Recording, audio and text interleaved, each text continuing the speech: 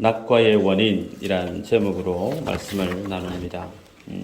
우리는 지난 시간에 엘리야 선지자가 회오리 바람으로 하나님께 들림을 입고 올라갈 때 그의 수제자 엘리사가 엘리야에게 요구했던 내용을 살펴봤죠. 엘리야 선지자가 가지고 있었던 그 영감, 그 능력의 갑절을 엘리사가 구했던 내용 우리가 살펴봤습니다. 엘리야가 계속해서 만류했습니다. 여기까지 있으라, 여기까지 있으라. 그럴 수 없다고. 하나님의 살아계심과 당신의 영혼을 두고 내가 맹세하는데 떠날 수 없다고. 끝까지 엘리야 선지자와 함께했던 엘리사의 삶을 우리가 보았습니다. 그렇게 주님 앞에 열심으로 충성스러운 삶을 살아가는 하나님의 그 사람에게 우리 하나님은 어떤 분이었었던가, 하나님의 능력을, 하나님의 성령을 충만하게 부으시는 하나님이었음을 우리는 지난 시간에 살펴봤습니다. 특별히 기억하실 내용 중에 한 가지는 엘리야가 벗어 주었던 그 겉옷을 엘리사가 받고 입는데 입기 전에 그의 겉옷을 찢었었다 그랬습니다. 그 겉옷을 찢었던 이유는 다시는 나는 세상의 사람으로 돌아가지 않으리라. 다시는 나는 죄 짓는 하나님과 상관없는 삶을 살지 않으리라. 나는 이제 하나님의 사람으로 주어진 하나님의 부르심의 상을 쫓아 살아가는 하나님의 선지자로서 살겠노라고 하는 그 믿음의 고백을 옷을 찢는 행위로 그렇게 행동했던 엘리사를 보았죠. 그런 삶을 누가 살 수 있었던가? 요단강을 건넌 사람이라고 그랬습니다. 엘리야와 함께 그 죽음의 강에 발을 딛고 하나님의 부름의 열망에 감화감동되어져서 엘리야와 주님과 함께 그 요단강을 건넌 사람은 과감하게 자신의 지난 삶들을 하나님 앞에 옷을 찢듯이 청산하고 이제 하나님의 사람으로 힘있게 살아가게 되어지는 믿음의 사람으로 변화되어 줄 수 있었다라고 우리는 지난 시간에 살펴봤습니다. 오늘은 그렇게 엘리야가 벗어 주었던 그 겉옷을 입고 이제 엘리사가 엘리야 다음으로 하나님의 선지자로서 북이스라엘의 선지 사역을 감당하는 첫 장면에 해당되어지는데, 이 내용 중에 우리가 읽었던 내용이 총 두 가지예요. 하나는 여리고 성읍에 다다랐을 때 그 성읍에 물이 좋지 못해서 토지 소산물들이 낙과를 했다는 거예요. 그래서 그 낙과하는 그 물을 고쳐주는 사건이 있었고, 두 번째는 엘리사가 머리가 없었던 대머리였던 것 같아요. 아이들이 대머리야 올라가라 놀렸습니다. 놀렸을 때 엘리사 선지자가 여호와 이름으로 저주를 했더니 숲에서 암곰 두 마리가 나와서 아이들을 물어서 죽였던 사건이에요. 자, 이 내용을 우리가 보게 될 텐데 주제 포커스가 어디에 있느냐면 낙과의 원인에 있어요. 낙과의 원인. 엘리사의 첫 번째 기적을 19절부터 22절까지 쭉 소개를 하죠. 여리고 성읍입니다. 그 성읍의 심각한 문제가 위치는 좋고 땅도 좋고 물도 상당히 풍부한 지역인데, 이상하게 농사만 지으면 열매 맺고 결실하던 그 열매들이 결실하지 못하고 중간에 다 떨어지는 거예요. 압록강, 두만강을 건너가서 북한 땅을 보신 분이 있을지 모르겠습니다. 제가 그 땅에 갔을 때 중국 가이드가 그렇게 얘기합니다. 5, 6월 달이었는데 옥수수가 무성하게 올라와요. 중국 땅에도 마찬가지고 북한 땅에도 마찬가지예요. 그런데 저 땅에는 옥수수가 맺히지 않는다는 거예요. 왜 그래요? 그랬더니 낙과를 한답니다. 낙과. 결실을 못하고 중간에 그냥 시들시들해서 옥수수가 결실하지 못하고 죽어버린다는 거예요. 똑같이 씨앗을 뿌리고 북을 돋우고 거름을 줘도 어떤 곳은 튼실하게 실과를 맺는 결실하는 소산물이 있고, 어떤 데는 결실하지 못하고 중간에 낙과해버리는 내용물이 있다는 거죠.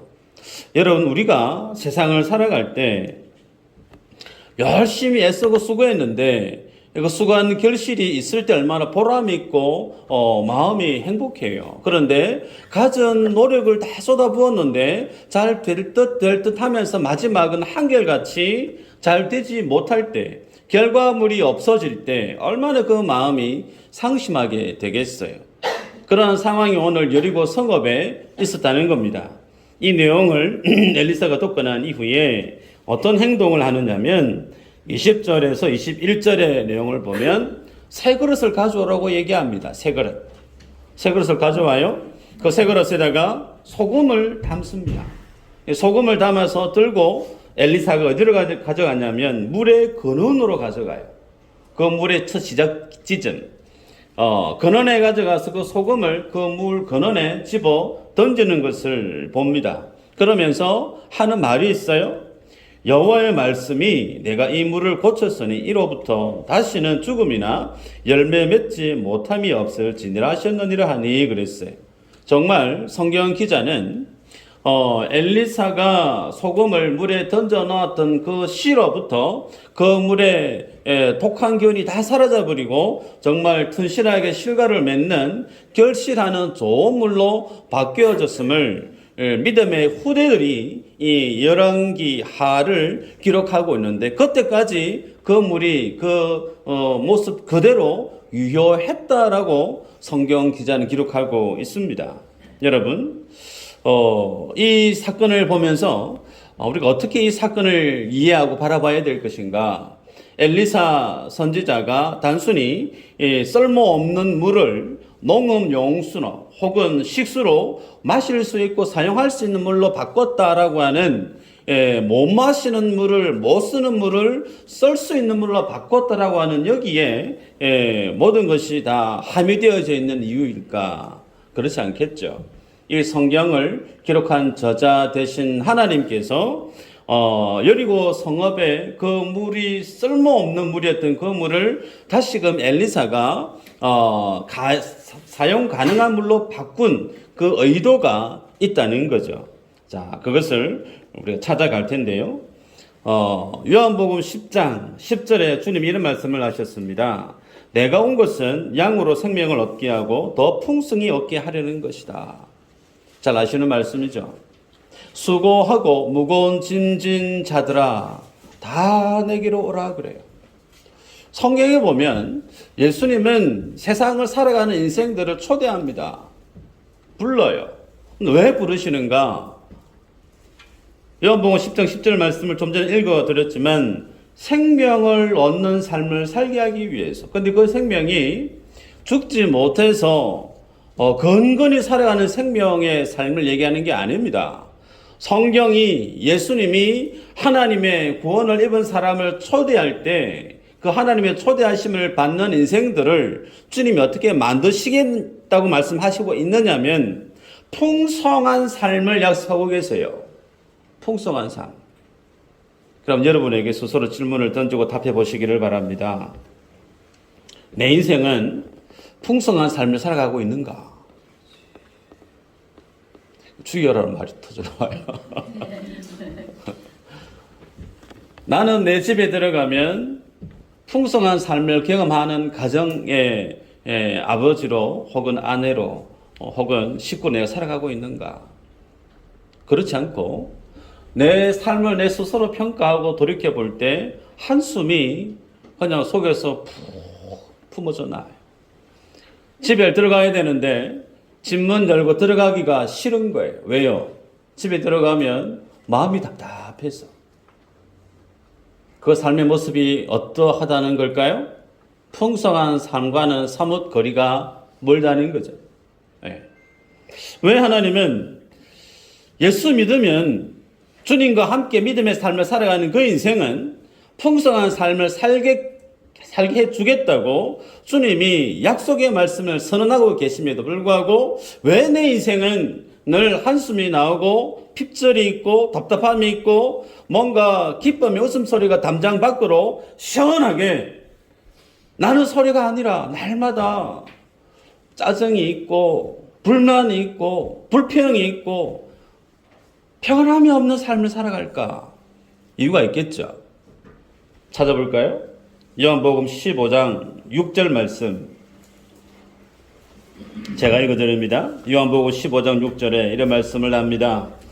사람이 내 안에 거하지 아니하면 가지처럼 밖에 버려져 마르나니 사람들이 그것을 모아다가 불에 던져 사르느니라. 너희가 내 안에 거하고 내 말이 너희 안에 거하면 무엇이든지 원하는 대로 구하라. 그리하면 이루리라. 너희가 열매를 많이 맺으면 내 아버지께서 영광을 받으실 것이요 너희는 내 제자가 되리라. 왜 메마른 인생을 살아가는가? 왜 풍성한 삶을 살아가고 있지 못하는가? 인생의 근원적인 불행에 대한 행복하지 못한 삶의 원인을 성경의 말씀을 우리에게 진단할 때 내가 예수 그리스도 안에 있지 않기 때문이라는 거예요. 하나님의 말씀이 내 안에 하나님의 말씀으로 그대로 작용해야 되는데 하나님의 말씀이 내 안에 없다는 거예요. 여러분, 하나님의 말씀은 능력인 줄 믿으시기를 바랍니다. 하나님의 말씀이 천지를 만드셨어요. 아멘인가요? 하나님의 말씀이 죽은 영혼을 살려내십니다. 그 하나님의 말씀이 내 속에 하나님의 말씀으로 내 인생 속에 나를 주장하고 그 말씀이 나를 이끌어 가야 됨에도 불구하고 예수는 믿는 것 같은데 신앙생활은 열심히 하는 것 같은데 내 안에 하나님의 말씀이 없어요. 그 말씀이 없다는 것은 말씀을 모른다는 게 아닙니다. 암송할 수 있어요? 통독할 수 있어요? 1년에 1도 2도 할 수 있습니다. 그걸 뜻하는 게 아니죠. 그 말씀 속에 내가 살아내고자 하는 그 말씀이 내 인생으로 녹아져 가고 있는가? 그 삶이 없는 인생, 주님이 뭐라고 얘기합니까? 밖에 버리워져 밟힌대요. 밟힌대요. 정리하면 인생들은 하나같이 풍성한 삶을 살기를 갈망하죠. 원합니다. 저도 마찬가지예요. 그런데 많은 사람들이 어디에 주된 시선이 가고 있느냐면 열매에 관심을 갖습니다. 열매. 그 열매. 소위 그 열매를 많이 맺는 사람들의 특징이 타고난 금수저들이 많습니다. 왜 나는 금수저가 아닐까?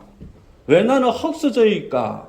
자신의 태어난 환경을 원망하고 비난하고 비관하는 사람이 있습니다. 자신의 환경을.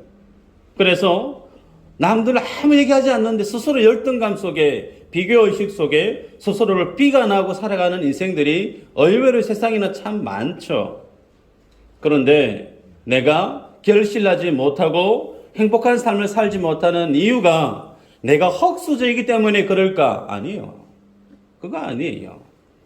원인이 뭔지를 오늘 말씀을 볼 때 낙과하기 때문에 낙과.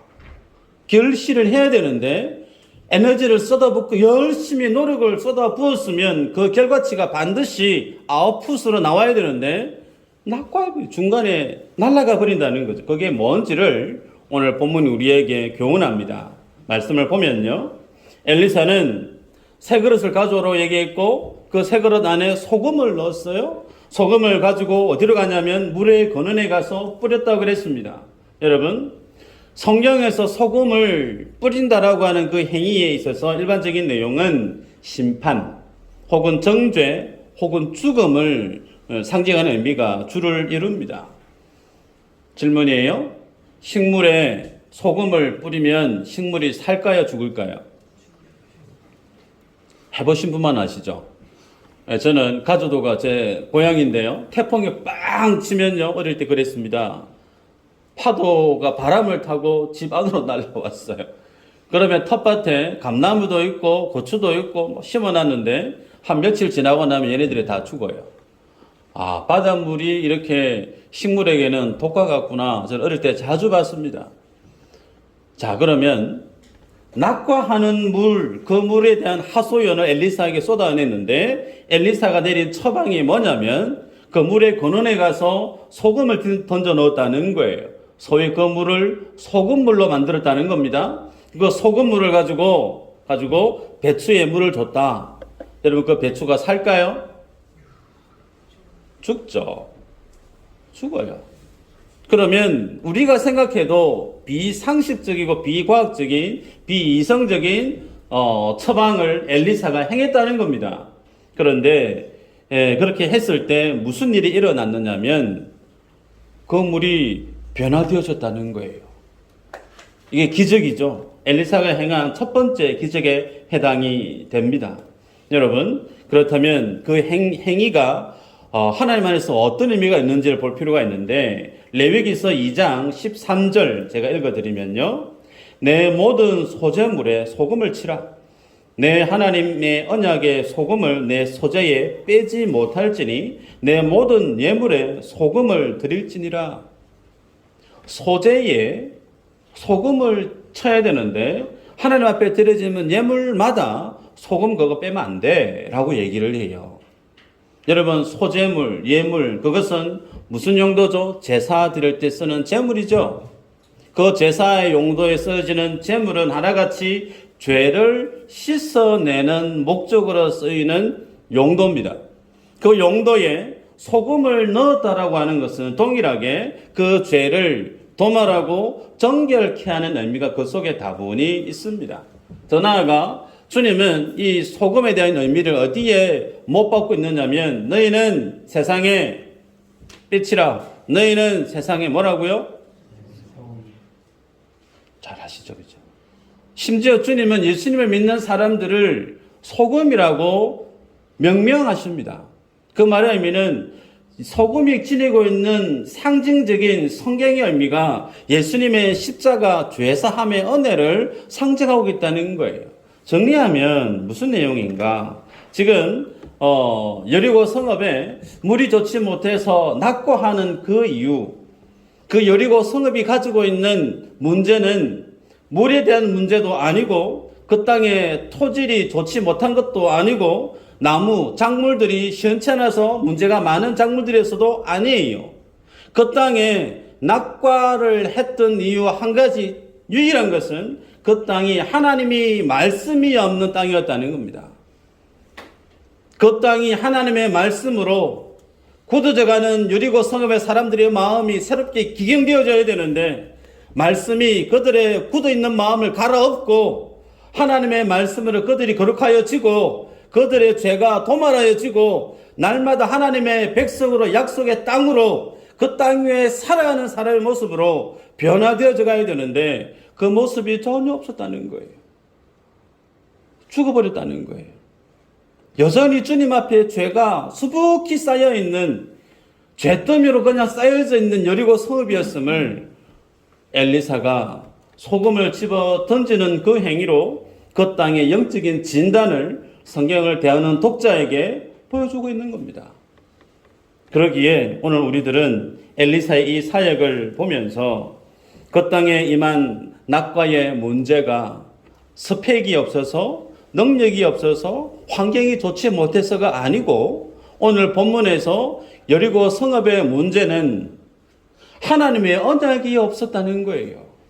하나님의 말씀에 대한 거룩함을 상실해버린 죽음의 땅이었다는 거예요. 그것을 지금 소금을 던져서 다시금 갈아엎는 사역을 엘리사가 하고 있음을 우리에게 보여줍니다. 예수님은 마태복음 13장 23절에 이렇게 말씀합니다. 좋은 땅에 뿌려졌다는 것은 말씀을 듣고 깨닫는 자니 결실하여 어떤 것은 100배, 어떤 것은 60배, 어떤 것은 30배가 되느니라 하시더라. 잘 아시는 말씀이죠. 100배의 인생, 60배 인생, 30배 인생이 된다. 조건이 뭐죠? 하나님의 말씀을 듣고 깨닫는 자, 하나님의 말씀이 내 속에 들려지고 그 약속의 말씀이 내 속에 깨달아지고 그 속에서 결실해내는 인생, 그는 100배, 60배, 30배의 인생으로 축복의 인생이 되어지더라 라고 말씀을 해요. 물의 근원, 그 물의 근원은 우리 인생의 행복의 근원입니다. 여러분의 인생의 행복의 근원이 어디에 있는가? 돈에 있지 않습니다. 나의 배경이 있지 않아요. 나의 환경이 있지 않습니다. 착각하시면 안 돼요. 성경은 하나님의 인생들, 하나님의 사람들의 삶의 행복의 그 근원은 하나님과의 교통이 있습니다. 하나님의 말씀이 내 속에 들려지고 있는가 진단하셔야 돼요. 내 귀로, 내 가슴으로 하나님의 말씀이 수시로 내 죽어있는 마음을 깨부수고 있는가? 혼자 개인이 묵상 시간을 할 때 혹은 새벽이든 예배 때마다 주님이 나의 굳어있는 마음을 치는 음성이 있는가? 나 스스로가 점검하셔야 돼요. 이게 내 속에 없으면 물의 근원, 행복의 근원이 잘못되어져 가고 있다는 거예요. 거기에 아무리 좋은 영양제를 투여해도 다른 물을 타도 좋은 흙을 북돋워도 결실할 수가 없다는 거예요. 두 번째는 오늘 읽었던 본문에 보면 엘리사가 베델로 올라가죠. 베델로 올라가는데 올라가는 중에 23절 이후로 보면 작은 아이들이 성읍에서 나와 그를 조롱하여 이르되 대머리에 올라가라 대머리에 올라가라 하는지라 그랬습니다. 엘리사가 대머리였던 것 같아요. 성경을 보면 참 재밌죠. 외모까지 다. 엘리야는 털이 많은 사람, 엘리사는 머리가 시원했던 사람. 그런데 그렇게 대머리에 올라가라 올라가라 애들이 놀렸는데 그 놀림을 받았던 엘리사가 하나님의 이름으로 저주를 해버려요. 그랬더니 숲에서 암곰 2마리가 나와서 아이들을 무려 죽입니다. 몇 명이 죽었죠? 42명이 죽었습니다. 4명 아니고 42명이. 이 사건을 여러분 어떻게 보시겠어요? 이 사건을 보면서 어떤 분은 좀 너무한 거 아이가? 아무리 그래도 애들이 와가지고 엘리사한테 대머리야 대머리야 올라가라 그래 농담하고 놀렸다 치더라도 어떻게 저주해가지고 애들이 놀린 걸 가지고 화가 나가지고 저주해서 42명 그냥 죽인다? 엘리사도 좀 심한 것 같고 하나님도 좀 너무 심한 거 아이가? 그렇게 이해하시는 분이 있을 수도 있을 거예요. 혹은 또 달리 하나님의 사람을 놀리면 이렇게 바로 죽는구나. 나는 놀리면 안 되겠다. 교회 양목사 존중해야 되겠다. 죄송합니다. 뭐 해석은 여러분 마음대로 하셔도 돼요. 그런데 오늘 이 본문을 우리가 그렇게 볼 것은 아니고요. 정확하게 볼 필요가 있겠죠. 자, 왜 하나님이 이런 일들을 엘리사를 통해서 42명이나 넘는 아이들을 죽음에 이르게까지 끔찍한 하나님의 심판의 의미를 수록하고 있는가 보도록 하십시다. 자, 엘리사가 베델로 올라가고 있는데 아이들이 2번 얘기합니다. 올라가라, 올라가라. 올라가라 이 말의 의미가 원어적으로 보면 떠나가다 혹은 높이 올라가다의 뜻을 지니고 있습니다. 이 말을 하고 있는 저희가 뭐냐면 엘리사의 서성 엘리야가 회오리 발음으로 올라갔잖아요. 그죠? 마찬가지로 니도 올라가라는 거예요. 그러면서 상당히 조롱했다라고 했는데 조롱하다의 사전적인 의미도 상당히 아주 경멸했다라고 하는 표현으로 쓰는 내용이 조롱하다의 의미입니다. 여러분 본문에는 아이들이라고 표현하고 있는데 원문으로 보면 그 대략 나이가 12살에서 15살 정도 나이가 돼요. 유치원 다니는 애들이 놀린 게 아닙니다. 12살에서 15살 어느 정도 무엇이 옳고 그른지에 대해서 가늠할 수 있는 그런 어떤 수준이 있는 아이들이 무려 한두 명이 놀린 것도 아니고 집단적으로 42명이나 되는 아이들이 나와서 엘리사를 그렇게 놀렸다라는 겁니다. 여러분 성경에 보면 율법에 레위기 13장 42절 이후로 보면 대머리가 되어지는 이유를 어디에 근거를 밝히고 있느냐면 문둥병, 한센스병 때문에 대머리가 되어졌다라고 기록하고 있는 것을 볼 수가 있어요. 그리고 그 문둥병은 하나같이 무엇에 대한 해석이냐면 죄에 대한 하나님의 징계로 성경은 해석하고 있습니다. 다시 얘기하면 그 12살에서 15살 되는 40명이 넘는 아이들이 나와서 엘리사를 대머리 막 놀렸다라고 하는 것은 하나님께로부터 인정받지 못하는 사람 떠나가라는 거예요. 올라가라는 거예요. 그래서 한두 명이 아니고 40명이 넘는 사람이 집단적으로 엘리사를 그렇게 조롱을 하고, 그리고 하나님의 율법에 의해서 거룩하지 못하고 죄를 짊어지고 있는 부정을 입은 사람으로 치부했다라고 하는 것은 베델 지역에 있는 많은 사람들이 엘리사를 하나님의 사람으로 인정하려고 하지 않는 모습들이 그 베델에 뿌리 깊게 자리하고 있었음을 짐작할 수가 있습니다. 여러분, 베델 기억을 떠올려 볼까요? 어떤 곳이에요? 베델? 창세기에 보면 야곱이 사닥다리 환상을 보면서 하나님께 서원했던, 그래서 그 들판을 하나님의 집이라고 얘기했던 정말 그런 유서 깊은 곳 아닙니까? 근데 그 베델이 여로보암 왕으로 인해서 남북 이스라엘로 나눠지면서 북이스라엘의 그 베델이 어떤 땅으로 변질되어지죠? 기억을 소환해 보시길 바랍니다. 단과 베델에 무엇이 들었었죠? 오래돼가지고 이제 다시 열왕기상으로 돌아가야 돼요. 황금 송아지 사건처럼 송아지 단을 쌓지 않습니까? 바알과 아세라를 섬기는 단을 베델과 단의 제단을 쌓고 남유다로 예배하러 가지 않아도 된다고 했던 사람 여로보암. 그래서 엘리야 선지자는 갈멜산에서 바알과 아세라를 섬기는 850명의 우상 숭배하는 선지자들을 다 어떻게 해요? 죽였죠. 그래서 베델에서 어쩌면 가장 많은 바알의 선지자, 생도들뿐만 아니라 선지자들이 죽임을 당했던 지역이 어디예요? 베델 지역이라는 겁니다. 그렇기 때문에 자신이 믿고 있었던, 자신이 따랐던 소위 선지자를 많이 죽였던 사람의 제자 엘리사를 탐탁히 여기지 않았다는 겁니다. 그래서 싫어했다는 거예요.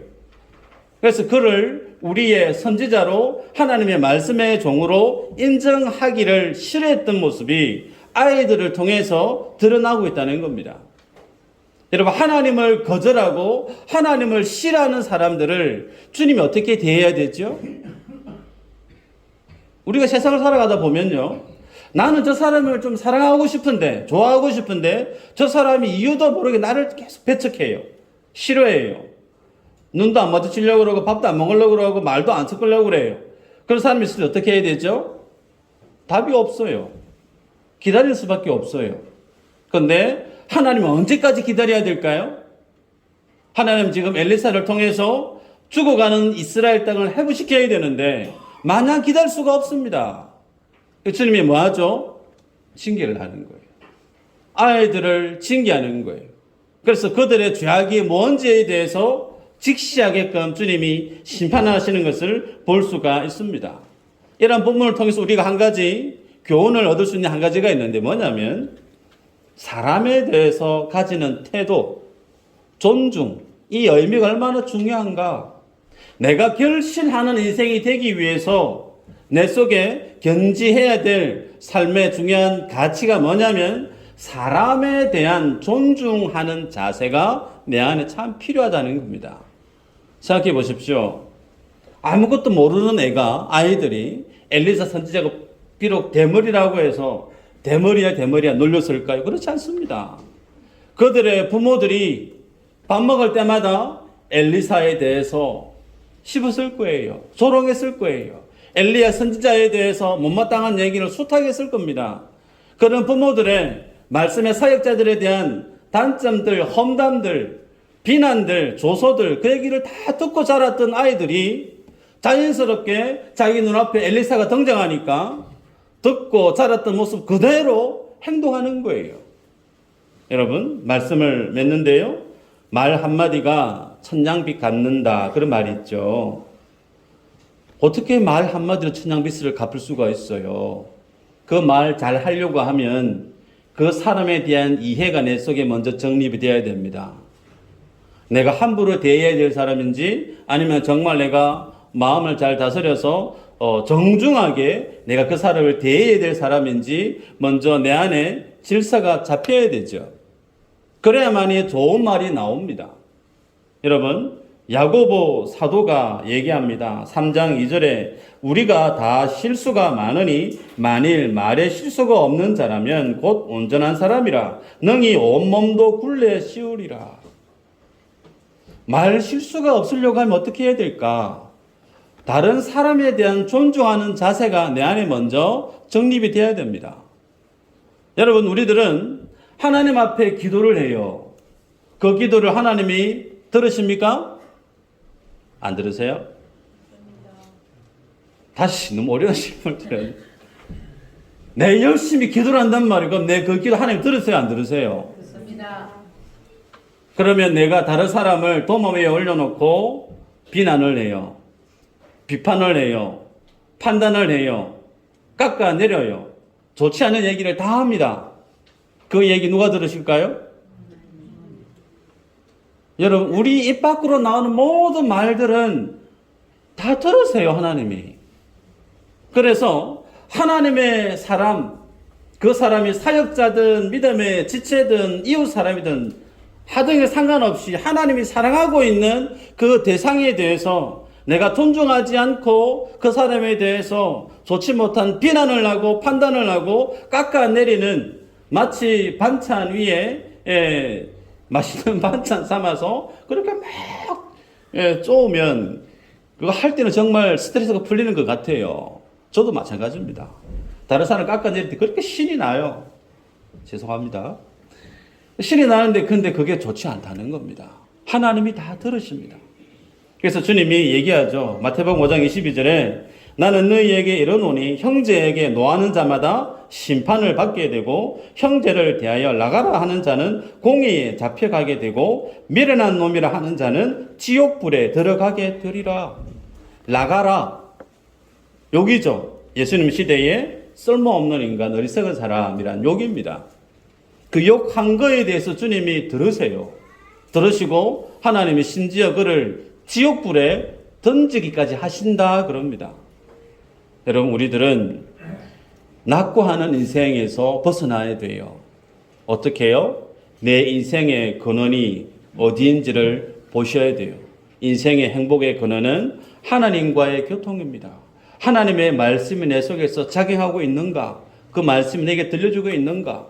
두 번째, 내가 살아가고 있는 삶들 속에 내 주위 많은 사람들과의 정상적인 원만한 관계를 지니고 살아가고 있는가? 내 입술에서 나오는 그 모든 말들이 사람을 살리는 말을 하고 있는가? 아니면 사람을 죽이는 말을 하고 있는가? 하나님이 다 듣고 계세요. 하나님의 사람에게 내뱉은 그 모든 말들에 대해서 주님은 책임을 묻습니다. 무서워요. 그래서 우리들은 말을 하기 이전에 그 말하는 당사자에 대해서 늘 먼저 고민하셔야 돼요. 저는 경험해 보신 분들은 압니다. 양 목사는 와 저리 말을 천천히 하노. 저도 알아요. 천천히 실수 안 하려고, 실수 덜 하려고 하다 보니 습관이 이렇게 잡혔어요. 여러분, 우리가 하나님 앞에 주님과의 질서도 바로 세우고 믿음의 지치들과의 질서도 바로 세워서 주님 앞에 풍성한 삶이란 이런 삶이다 라고 보여주는 축복의 주인공들로 살아가는 우리 모두가 되어지기를 주 이름으로 축복합니다. 기도합니다. 하나님 감사합니다. 주님을 예배하고 신뢰하고 말씀 안에 살아갈 때 주님 풍성한 삶을 우리에게 약속하고 계심에도 불구하고 내 삶의 현실은 한숨이 먼저 나오고 감사나 기쁨보다 원망과 불평이 내 속에 가득할 때 분명히 말씀 안에서 주님 안에서 영적인 진단을 바로 내릴 수 있도록 도와주시기를 원합니다. 내 귀에, 내 마음밭에 하나님의 음성이, 주의 말씀이 들려지고 있는가? 내 일상 속에 하나님의 말씀이 모든 나의 선택지와 결정 앞에 하나님의 그 말씀이, 그 주의 진리가 내 삶으로 주장하고 있는가?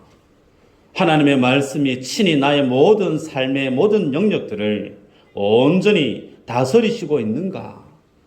자신의 믿음의 삶을 돌아볼 수 있도록 인도하여 주시고, 또한 믿음의 지체들과 직장에서 많은 사람들과 함께 생활하는 그 모든 공간 속에서 하나님 사람에 대한 나의 자세가 주님 앞에 어떠해야 될지를 다시금 돌아보게 됩니다. 하나님과 믿음의 지치들 간의 바른 믿음의 질서를 확립해서 주께서 우리에게 명하시는 그리스도 안에 있는 인생의 부유한 삶을 경험하는 모든 믿음의 가족들, 권속들 되어질 수 있도록 성령 하나님 함께하여 주옵소서. 감사하고 예수님 이름으로 기도하옵나이다. 아멘.